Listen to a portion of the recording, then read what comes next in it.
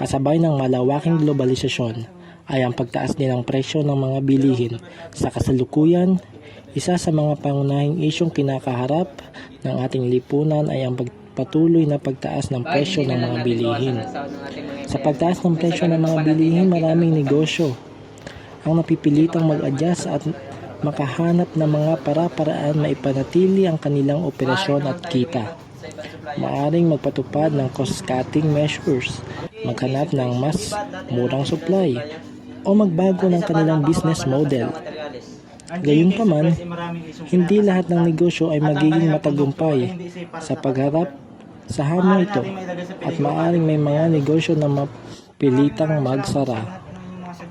Mukhang kahit anong gawin natin ay makapektuhan ng negosyo ng ating mga empleyado. Wala na ba ibang paraan? Bakit hindi tayo makipag-usap sa ating kasalukuyang supplier kung maaari pa nilang ibaba ang presyo ng kanilang supply? Salamat idea. At kung paano hindi tayo magtagumpay? Hanap tayo ng ibang supplier. Yung mas mababa ang presyo ng produkto at Ano naman ang maaari natin gawin sa ngayon habang hinahanapan natin ng solusyon ng problema ito? maglilig.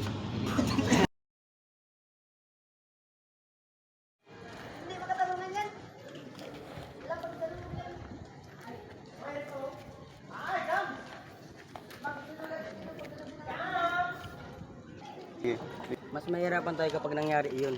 At kung sakaling alis tayo, mas mahirapan tayo makahanap ng ibang trabaho. Oo nga, saka maganda naman ang pamamalakad ng kumpanyang ito. Nakakapanginayang kung mangyayari ang bagay na yan.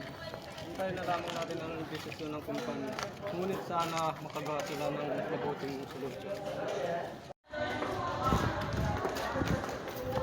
Sino sa inyo ang maaari kong isama para sa mga yung ginagawa sa kumpanya? Pagkakataon nyo na rin ito upang ibabot ang inyong mga salugin sa kumpanya. Maaari pa ba kami sumama lahat? Oo naman. Nagkaroon ng pag-uusap ang mga empleyado at nagkasundo.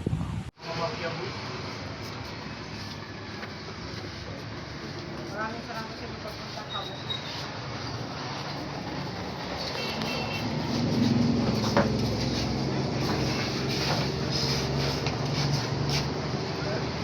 Tao ko kayo dito upang pag-usapan natin ang problema na kinakaharap ng ating kumpanya at ang maaaring solusyon nito. Pagkasunduan namin, maaaring bawasan muna inyong sweldo habang ginagawan pa ng solusyon ng problema.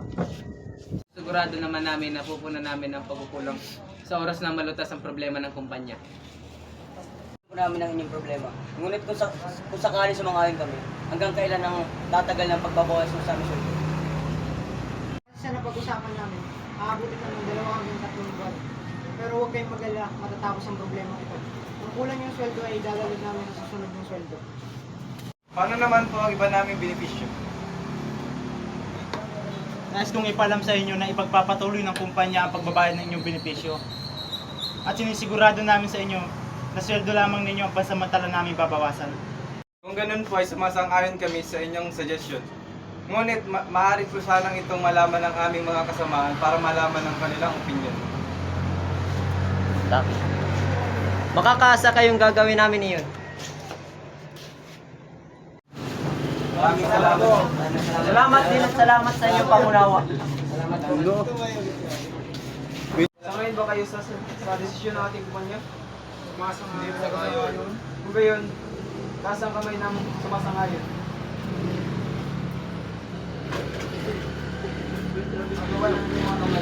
Taas ang kamay ng hindi sang-ayon.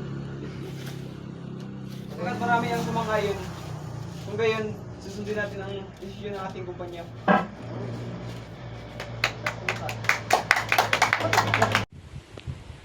Makalipas ang ilang buwan, nakahanap ng bagong supplier ang kumpanya at naibalik sa dati ang sweldo ng empleyado.